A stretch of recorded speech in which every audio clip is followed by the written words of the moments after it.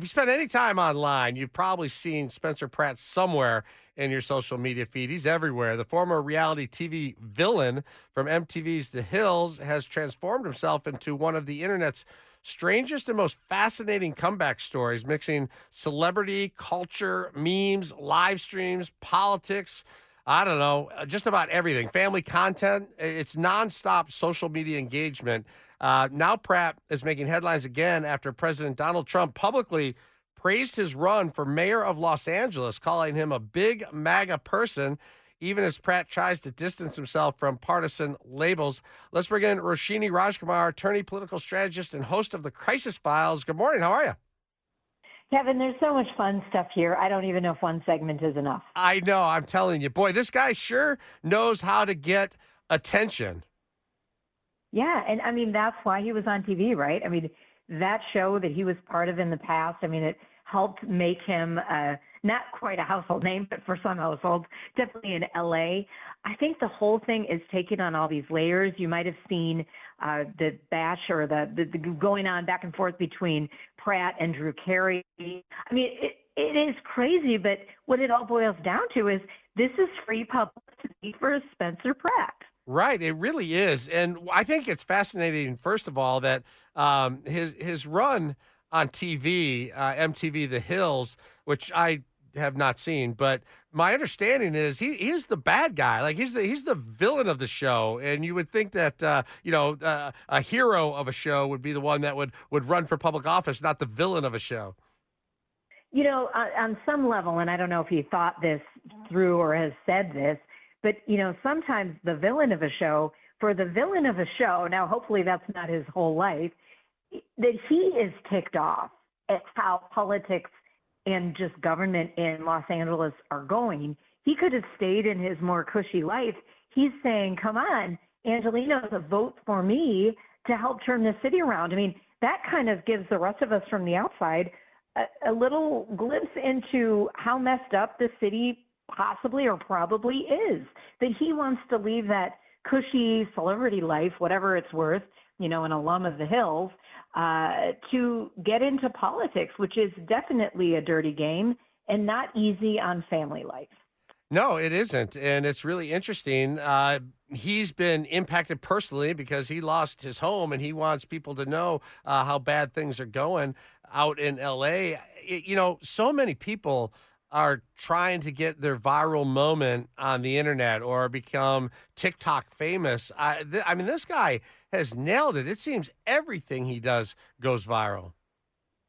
Yeah, everything he does goes viral. And I mean, yeah, maybe he's trying to reassert himself, get another 15 minutes of fame. But I don't think running for Los Angeles mayor is the best way to that. So, I mean, maybe there is some truth to he just wants to make the city better and city life and life better for people there, and he thinks I've got to get into the fray to do it. And let's harken back to the Constitution and the framers for a moment, Kevin. You know, their intention was people would leave their private lives for a while, run for office, win office, serve, and then go back to private life. Now, we've seen a lot of politicians don't do that. They stay, they become entrenched, they become corrupt. I hope Spencer Pratt is in that original vision of the framers where he wants a chance to leave private life, do this for a while, and then get out of the mayor's office if he were to win. Yeah, how much is this about Karen Bass making mistakes that Spencer Pratt was able to rise up? She was out of the country when the fires took place. When she came back, she didn't handle it great. Then they had a debate, and she got beat pretty good in the debate. Is this as much about Karen Bass falling off, or is this just about Pratt being a sensation? Well, the Mayor Bass falling off is definitely a huge opening. I mean, if she hadn't done that, if I remember correctly, even coming back to the country was kind of not right away. I mean, it took a little while, and that was terrible optics for her. So that really started to lay the groundwork for anyone to get into that race. And when you have someone like Spencer Pratt, again, he's not Robert De Niro. Not the whole world knows him, but enough people in that market who would need to vote for him know that name, and he can absolutely use that to his benefit. So it's that combination. He already has some name recognition, and the current person made some big boo-boos. Yeah. So I think that humor and self-awareness have been a part of his popularity and his comeback, if you want to call it that. I think that's really important to have the general public connect with you. But is there a fear or concern about you not being taken seriously about the actual politics and the work that needs to be done? Yeah, there's always that. I mean, that could even be the case if you're a longtime candidate or office holder or politician. But definitely if you come from that kind of Hollywood land, which is LA, but even in LA, I mean, look who got elected governor at one point, Arnold Schwarzenegger. I mean, I don't know that anyone would have predicted that prior to him running for office. So if you can show that you absolutely have some grit and your talking points are good and there's some depth in what you're saying and it's not just fluff, and you get enough voters to believe you, anyone can win office, Kevin, in the United States, and even Spencer Pratt. So this is going to be really fun to watch in this kind of primary stage of things, and see how far it goes. Do you think you can create a calculated branding that would bring this result, or is this about just authenticity and something catching the public? I definitely feel it's about authenticity. I mean, it has to be more. You do have to have your messaging correct. You have to be ready for when the mud slings, as it's, it has slung from Chelsea Handler, from Drew Carey. And from what I've seen and read, I feel like he has had some good responses to some of those things. So you do have to show some savvy.